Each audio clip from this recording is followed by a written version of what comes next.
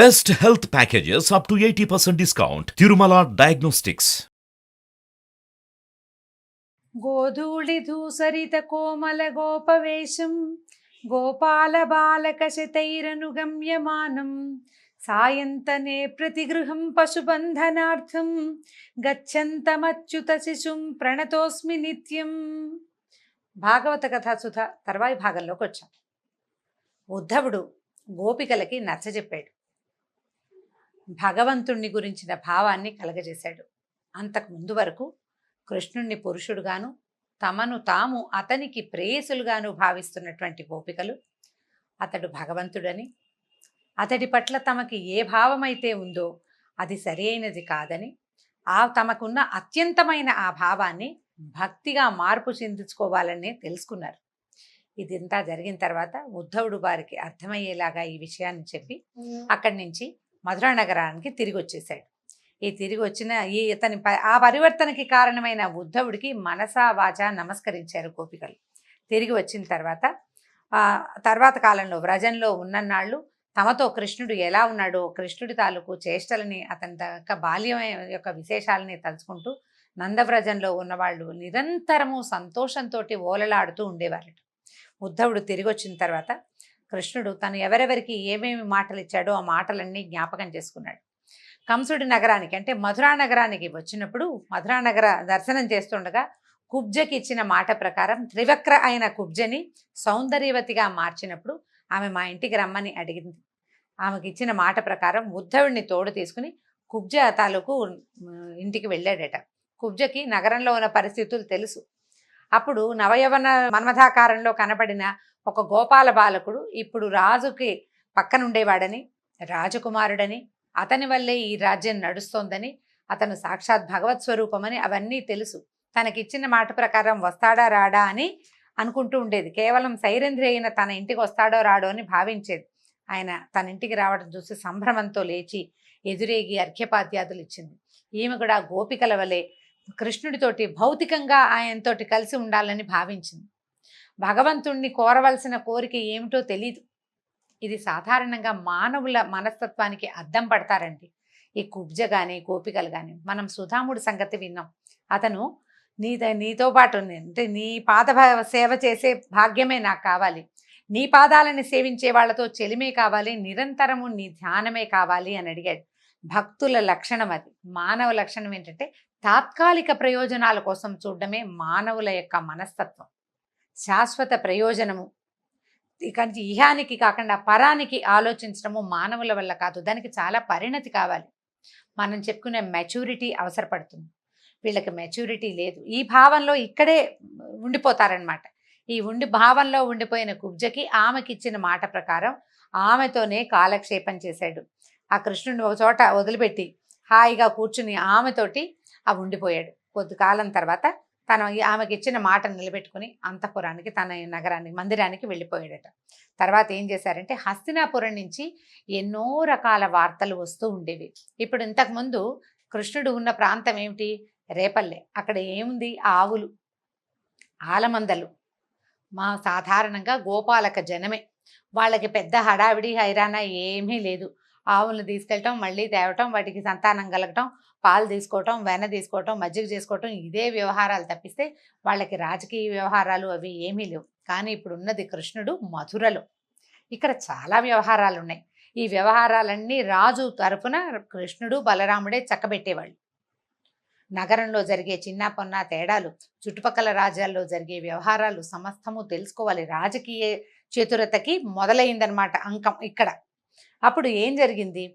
హస్తినాపురం నుంచి వస్తున్నటువంటి రకరకాల వార్తలని వింటూ ఉండేవాడు. వాటికి చాలా ఆందోళనగా ఉండేదన్నమాట. అక్కడ ఏం జరుగుతుందో తెలుసుకోవటానికి, తన మేనత్త అయిన కుంతికి ధైర్యం చెప్పడానికి అక్రూరుణ్ణి హస్తినాపురానికి పంపించాలనుకున్నాడు.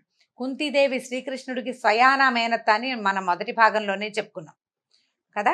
అయితే ఇప్పుడు ఆవిడకి ధైర్యం చెప్పడం కోసం అక్రూరుణ్ణి పంపాలి. అందుకని ఏం చేశాడు? బలరాముడిని ఉద్ధవుణ్ణి వెంట పెట్టుకుని అక్రూరుడి దగ్గరికి వెళ్ళాడట. చూసి అక్రూరుడు చాలా సంతోషించాడు.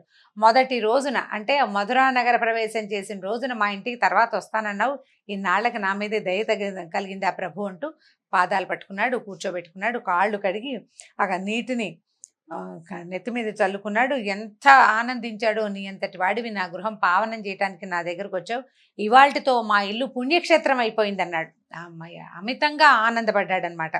నువ్వే భగవంతుడివి, నువ్వు ఆది ఆద్యంతాలు లేనివాడివి నువ్వు అని అంటే భగవంతుడని తెలుసుకోగలిగాడు. ఎందుకంటే అతను యమునలో సాక్షాత్ భగవత్ స్వరూపాన్ని మాంసనేత్రంతో దర్శించాడు. అతను తెలుసుకోగలిగాడు. దాంతో చాలా బాగా ఆయన్ని భగవంతుడిని ప్రార్థించాడు. అప్పుడు కృష్ణుడు చిరునవ్వుతో తాను వచ్చిన పని చెప్పాడు. కృష్ణుడు ఏం చెప్పినా అక్రూరుడు చేస్తాడండి. కానీ పని మనదైనప్పుడు ఒక విధానంగా ఎలా మాట్లాడాలో కృష్ణుడు తెలియచేస్తాడు మనకి. ఏం చెప్పాడంటే, అక్రూరా, నువ్వు మాకు పినతండ్రివి, గురువువి అంటే పెద్దవాడివి, ఇక్కడికి వచ్చి ఏం చేయాలో నువ్వే కదా మాకు చెప్పేవు. తర్వాత బంధువులలో శ్రేష్ఠుడివి, మేము నీకు బిడ్డలం. నీలాంటి పూజ్యుడు చాలా సేవింపదగిన వ్యక్తుల్లో నువ్వు ఒకడివి. నువ్వు చాలా పూజ్యుడివి. ఏ దేవతలైనా పూజిస్తే అనుగ్రహిస్తారు, కానీ నీలాంటి పుణ్యపురుషులు పూజించకపోయినా సరే అనుగ్రహిస్తారు. లోకం పట్ల మీ అనుగ్రహం ఎప్పుడూ ఉంటుంది. కాబట్టి నువ్వేం చేయాలి, నాకు ఒక చిన్న పని చేసి పెట్టమన్నాడు. నువ్వు సాధు పురుషుడివి, ఎంతో సాధువి, నిన్ను దర్శిస్తేనే పాపాలు పటాపంచలైపోతాయి. పాండురాజు చనిపోయాడు. మా మేనత్త కుంతీదేవి చిన్నపిల్లలైన కుమారులతోటి హస్తినాపురం చేరింది. ధృతరాష్ట్రుడు పిల్లల్ని రక్షిస్తాడని భావించింది, కానీ అతడు తన కొడుక్కి లొంగిపోయాడు, పుత్ర ప్రేమకి లొంగిపోయాడు. పాండవుల పట్ల ప్రేమ జాలి కూడా లేకుండా ప్రవర్తిస్తున్నారని తెలుసుకున్నాం, అలా వింటున్నాం. కాబట్టి నువ్వు హస్తినాపురానికి వెళ్ళు, అక్కడ పరిస్థితి ఏంటో తెలుసుకో. కుంతీదేవి పాండవులు సుఖంగా ఉండేందుకు ప్రయత్నం చేయి. ధృతరాష్ట్రుడు నిజంగానే మనం వింటున్నట్టుగా, అంటే మనం ఏవో రకరకాలు వింటాము, ఆ నోట ఈ నోట చేరేసరికి వార్తలు పెద్దవైపోతాయి, అది నిజమో కాదో తెలుసుకో అని చెప్పాడు. తర్వాత అక్రూరుడు హస్తినికి వెళ్ళడానికి ఏర్పాట్లు చేసుకున్నాడు, వెళ్ళాడు. ఒక రాజ్యానికి వెళ్ళినప్పుడు పద్ధతి ప్రకారం చేయవలసినట్టుగానే ముందు భీష్ముడిని, మహారాజు ధృతరాష్ట్రుడిని, పెద్దవాళ్ళని దర్శించాడనమాట. ఆ తర్వాత విదురుడు, కృపాచార్యుడు, ద్రోణుడు, కర్ణుడు అందరినీ ప్రాధాన్య క్రమంలో, కర్ణుడు అప్పుడు ఉన్నాడో లేడో మరి, ప్రాధాన్య క్రమంలో అంటే ఆ ప్రోటోకాల్ ప్రకారము పెద్ద నుంచి చిన్న దాకా అందరినీ దర్శించాడు. తర్వాత విదురుడితోటి కలిసి వెళ్ళి కుంతీదేవిని పాండవుల్ని కలిశాడు. కలిసిన తర్వాత కుంతీదేవి అక్రూరుడు అక్క అన్నయ్య చెల్లెళ్ళ వరస, వాళ్ళ కజిన్ కదా, దాంతో ఆయన చూసేసరికల్లా ఈవిడ దుఃఖం వచ్చింది. తన చిన్నప్పుడు తన పుట్టిల్లు, తన అన్నదమ్ములు, అక్క చెల్లెళ్ళు, తమ చిన్నప్పటి బాల్యం ఎంత సంతోషంగా గడిచిందో జ్ఞాపకం వచ్చి ఆవిడ దుఃఖపడింది కాస్త. మా వాళ్ళంతా బాగున్నారా, భోజుడు అందకుడు అందరూ కులసాగా ఉన్నారా, వసుదేవుడు వాళ్ళు బాగున్నారా అని అందరిని గురించి అడిగింది అనమాట. కృష్ణుడు నా పిల్లల గురించి తెలుసుకుంటున్నాడా, నా బిడ్డల్ని తలుచుకుంటున్నాడా కృష్ణుడు అని అడిగింది. అడిగి, నేను పట్టమహేషిని, ఒకనాడు భర్తను పోగొట్టుకుని ఇలా అయిపోయాను, నా పిల్లలేమో సంతానం ఎలా ఉంది, తోడేళ్ల మధ్య చిక్కుకున్నట్టుగా లేళ్లలాగా బతకాల్సి వస్తుంది, ఇక్కడ చాలా ప్రమాదాలు ఉన్నాయి, ఆ కృష్ణుడు వచ్చి నన్ను కాపాడతాడా అని నేను ఎదురు చూస్తున్నాను, ఏదైనా మార్గం ఉంటే చెప్పమని అడిగింది. అడిగేసరికల్లా ఆయన ఏం చెప్పాడు, ఓదార్చారన్నమాట విదురుడు అక్రూరుడు. కుంతీదేవి, నువ్వు బాధపడకు, నీ పిల్లలు కుమారులు దైవాంశ సంభూతులు, వాళ్ళకి ఎవ్వరూ హాని చేయలేరు, అజేయులు, వాళ్ళు మహావీరులు అవుతారని ఆమెకి ధైర్యం చెప్పారు. అప్పుడు పాండవుల స్థితి, దుర్యోధనుడి మనస్తత్వము, ఆ దుర్మార్గము అర్థం చేసుకోవడానికి అక్రూరుడు కొన్ని నెలల పాటు హస్తినాపురంలోనే ఉండిపోయాడట. అన్నీ తెలుసుకున్నాడు. అన్నీ తెలుసుకుని చివరికి వచ్చేసే ముందు ధృతరాష్ట్రుడిని కలిశాడట. ఏమని దండం పెట్టాడు, నీకు నమస్కారము, నువ్వు మీ తమ్ముడు మరణించిన తర్వాత ఈ రాజ్యం నీకు వచ్చింది, వాస్తవానికి నీకు అధికారం లేదు, నువ్వు రాజవ్వాల్సింది, నీకు కళ్ళు లేవు కాబట్టి మీ తమ్ముడికి రాజ్యం ఇచ్చారు, అతను సామ్రాట్, అతను లేడు కాబట్టి నువ్వు ఇప్పుడు కూర్చున్నావు అని గుర్తు చేస్తున్నాడు అనమాట. లెక్క ప్రకారం పాండురాజు యొక్క కుమారుడు యుధిష్ఠిరుడు నీ పిల్లల కంటే కూడా పెద్దవాడు కాబట్టి న్యాయం ప్రకారం రాజ్యం రావాల్సింది ధర్మరాజుకి, నువ్వు ఏదో లైన్ ప్రకారం అక్కడ ఇంకో దారి లేదు కాబట్టి రాజు అయ్యావు, ధర్మ మార్గం అవలంబించాలి, అందరినీ సమదృష్టితో చూడాలి అని చెప్పి బోధించాడు. కృష్ణుడు ఏం చెప్పి పంపించాడో అది చెప్పడానికి ప్రయత్నం చేశాడనమాట. మనం వ్యక్తులు ధర్మ మార్గంలో ప్రవర్తించకపోతే ప్రజలు అసహించుకుంటారు, లోకంలో కీర్తి నశిస్తుంది, పైగా బ్రతికినంత కాలమే కాదు మరణానంతరము కూడా అపకీర్తి మన వెన్నంటి ఉంటుంది, ఎప్పటికీ ఒక దుష్టుడుగానే జ్ఞాపకం పెట్టుకుంటారు మనని. కాబట్టి సరిగ్గా ప్రవర్తించాలి, నీకు ఆ దుస్థితి రాకూడదంటే నీ కుమారులు పాండవులు సమానమేనన్న భావంతో నువ్వు ప్రవర్తించాలని చెప్పాడు. ఎందుకంటే లోకంలో ఏది శాశ్వతం కాదు, ఈ క్షణంలో శరీరం ఆత్మకి ఆశ్రయం అవుతుంది, తర్వాతి క్షణంలో ఈ శరీరం దేనికి ఆశ్రయం అవుతుందో ఎవరికీ తెలియదు. నీవు ఆత్మకు ఆశ్రయం ఇచ్చింది ఈ శరీరం, రేపొద్దున ఈ ఆత్మ ఇంకే శరీరాన్ని ఆశ్రయిస్తుందో తెలియదు, ఒక రోజులో మారిపోతుంది. శరీరమే శాశ్వతం కానప్పుడు శరీరం పోతుంది, ఆత్మ నిత్యము, అది ఎక్కడికి ఇక్కడికి తిరుగుతుంది. నిత్యము కాని శరీరము, దానివల్ల వచ్చిన భార్య పిల్లల కోసం మీద వ్యామోహంతో ఈ రకంగా దుష్ప్రవర్తన చేయకూడదు, ఈ అనుబంధాల కోసం పాపకూపంలోకి పడకూడదు, పుత్ర వ్యామోహంలో పడద్దు అని చెప్తున్నాడు. తర్వాత ప్రతివాడు తాను చేసిన పుణ్యఫలం వాడే అనుభవిస్తాడు, ఎవ్వరికీ పంచి ఇవ్వలేడు. అలాగే తాను చేసిన పాపకర్మ ఫలం కూడా తనే అనుభవిస్తాడు. పోనీ నేను పంచుదాన్ని తీసుకుంటారా అంటే ఎవరైనా తీసుకుంటారు? మన పాపాన్ని ఎవ్వరూ తీసుకోరు, మన పాపాన్ని ఎవ్వడూ పంచుకోడు. మానవులు ఏం చేస్తారు, మేము చాలా తెలివిగలమని అనుకుని బోళ్ళంతా పోగు చేస్తారు డబ్బు. పిల్లలంతా సొమ్ములు తీసుకుంటారు కానీ గౌరవించరు. నువ్వు మమ్మల్ని కన్నావు కాబట్టి మమ్మల్ని పోషించడం నీ బాధ్యత అనేస్తారు. క్రమంగా ఏం చేస్తారు, నిన్ను తిట్టిపోస్తారు కానీ నీ డబ్బు మాత్రం వాళ్ళకి కావాలి. సహజంగా జరిగేదే ఇది. చూడండి, ఇవాళ జరిగే కలియుగంలో ఈ రోజున జరుగుతున్న సంగతి కిందటి యుగంలో ద్వాపర యుగంలోనే అక్రూరుడు మొట్టమొదటి రోజుల్లోనే కురుక్షేత్రం దాకా పోల, ఇంకా పాండవులు చిన్నపిల్లలుగా ఉన్నప్పుడే చెప్తున్నాడు, చివరికి జరగబోయేది ఇదే. కుమారులు నిన్ను గౌరవించరు, ఎవరి దగ్గర నీకు గౌరవం లభించదు. కానీ నువ్వు అక్రమ మార్గంలో పిల్లల కోసం సంపాదించింది వాళ్ళు తీసేసుకుంటారు, దానివల్ల ఏం పెద్ద ఉపయోగం లేదు. కాబట్టి మనకున్న మానవులకి ఆయుర్దాయం కొద్దిపాటిదే, శాశ్వతమైన వాడు ఏ మానవుడు కాదు. ఈ ఉన్నప్పుడు ఈ లోకంలో గడిపే జీవితాలు, వీటిని పోగేసి ఐశ్వర్యాలు కేవలం మన కళ్ళలో దొరికే భోగం లాంటిది. కళ నిద్రలేచేసరికి కళ అయిపోతుంది, మరణించేసరికి జీవితం పరిసమాప్తి అయిపోతుంది. సంపాదించిందంతా పోవడమే, అందులో ఏ ఒక్కటి మనం బతికెళ్ళేది ఏమి ఉండదు. కాబట్టి నువ్వు తెలుసుకో, ఇలాంటివి తప్పులు చేస్తే గనక, పొరపాట్లు అన్యాయార్జితంగా ఏదైనా తెస్తే గనక ఈ లోకంలో నష్టపోతారు, మరణానంతరం అంధతా మిశ్ర నరకాలకి పోతారని నీతికో విధులు చెప్తారు. జాగ్రత్త పడమంటాడు, మంచి మార్గంలో ఉండు, నువ్వు సరిగ్గా ప్రవర్తించు అని ఎన్ని విధాలో చెప్తాడు. ధృతరాష్ట్రుడు వింటాడు శ్రద్ధగా, చాలా శ్రద్ధగా వింటాడు. ఎప్పుడు వినని కొత్త విషయం వింటున్నంత ఆసక్తిగా విన్నాడు.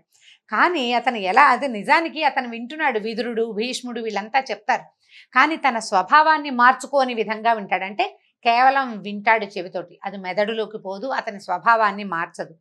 దూత ఎట్లా ప్రత్యేకమైన సమాధానం కూడా ఎట్లా చెప్పాడంటే, అయ్యా నువ్వు ఎంత బాగా చెప్పావు, అమృతం దేవతలకే పరిమితమైంది, మానవులకు దొరకదు, అది దొరికేది కాదు, కానీ అలాంటి అమృతతుల్యమైన మాటలు చెప్పావు, చాలా ఆనందంగా ఉంది. నేను ఇలాంటి మంచి మాటలు విన్నప్పుడల్లా నేను కూడా ఇలాగే ప్రవర్తించాలి వీళ్ళు చెప్పినట్టుగా అనుకుంటాను. కానీ పుత్ర వ్యామోహం నన్ను ఆక్రమించేస్తుంది, బలమైన బంధంలో చిక్కుకుని ఉన్న నా మనసు అట్లా ఉంది. నీ మంచి మాటలు కాసేపు మబ్బుల మీద మేఘాల మీద కమ్మిన మెరుపు తీగల ఒక చమక్కమని వస్తుంది, ఒక్క క్షణం మెరుస్తుంది, తర్వాత మెరుపెట్లా పోతుందో నీ బోధ కూడా అలాగే పోతుంది. పుత్ర వ్యామోహమే నన్ను జయిస్తుంది. పైగా ఈయన చెప్తున్నాడు వేదాంతం అన్నమాట. పరమాత్మ జీవులను ఒకలా నిర్దేశి ఇలా బతకండి అని పుట్టిస్తాడు. మనం అదే కదా నుదుటి రాత అని చెప్పుకుంటుంటాం, దాన్ని దాటడం ఎవరి తరం? కాబట్టి భగవంతుడు నన్ను ఎలా జీవించమని నిర్దేశించాడో వ్యామోహంతో జీవించమనే నా జీవుడి యొక్క రాత. కాబట్టి దాన్ని మార్చే సామర్థ్యం నాకు లేదు అని చెప్పేశాడు. అంటే నేను నా పద్ధతి మార్చుకోను, నువ్వు కాదు భగవంతుడు వచ్చి చెప్పినా నా పద్ధతి ఇంతేనన్నాడు.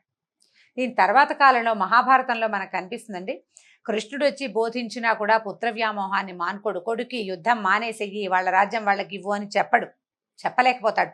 ఆ పుత్ర వ్యామోహాన్ని దాటలేకపోతాడనమాట, అదే చెప్తూ ఉంటాడు. అయితే ఈయనంత స్పష్టంగా చెప్పేసిన తర్వాత అక్రూరుడు ఏం చేశాడు, మధురా నగరానికి వచ్చి బలరామకృష్ణులకి జరిగిందంతా చెప్పాడు.